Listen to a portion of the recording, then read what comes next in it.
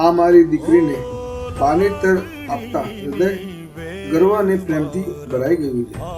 અમારા એવા આશીર્વાદ છે કે તારું આગળનું જીવન સુખમય અને પ્રેમભર્યું રહે. નદી એક બાપણે પૂગી, દીકરી તું પડછાયો મારો, મારા મનની સાહેબી તું જ છે દીવડો.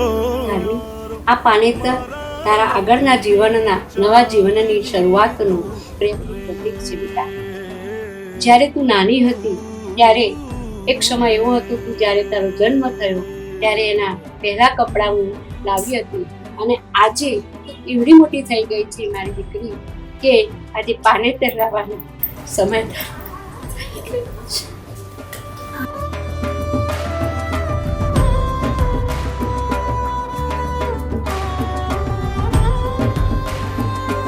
ધાર્મિક, આ પાનેતરમાં બહુ સરસ લાગીશ, રૂપાળી લાગીશ તું.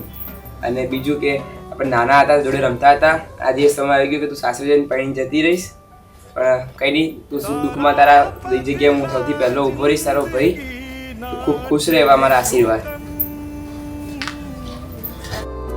તું જ છે મારી ખામને, તું શાંતવન. ધાર્મિક, આ પાનેતર તને મમ્મી પપ્પાએ આપેલી ધરોહર છે. જ્યારે તું નાની હતી ને ત્યારે હું તને સ્કૂલ માટે રેડી કરતી હતી, તો આજે પાનેતર અમારે આપવાનો સમય થઈ ગયો છે. આ ધરોહર પપ્પા મમ્મી આપેલી છે, તું સાચવજે અને ખૂબ જ ખૂબ જ ખૂબ જ ખુશ રહે એવા મારા અને ભાવિકના ખૂબ જ આશીર્વાદ છે.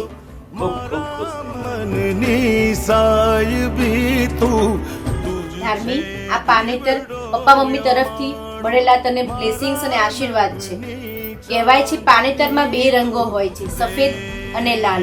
સફેદ રંગ એનું પ્રતીક છે કે ધાર્મિક તું જેવી રીતે આપણા કુટુંબમાં હળી મળીને રહી છે, સુખ શાંતિ અને સમૃદ્ધિ ભર્યું જીવન તું જીવી છે, એવી જ રીતે આ જીવન તારે સાસરે જઈ અને સરસ રીતે જીવવાનું છે. ધાર્મિક, લાલ રંગ કહેવાય છે કે લોહીનો રંગ છે. તો ધાર્મિક, જેમ તું આપણા લોહીના સંબંધોને જાળવી રાખ્યા છે તે એવી જ રીતે તારે સાસરે જઈને એ સંબંધોને આવી રીતે સરસ જાળવી રાખવાના છે.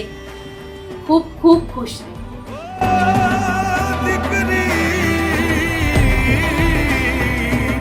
So beautiful, so elegant, just looking like a wow.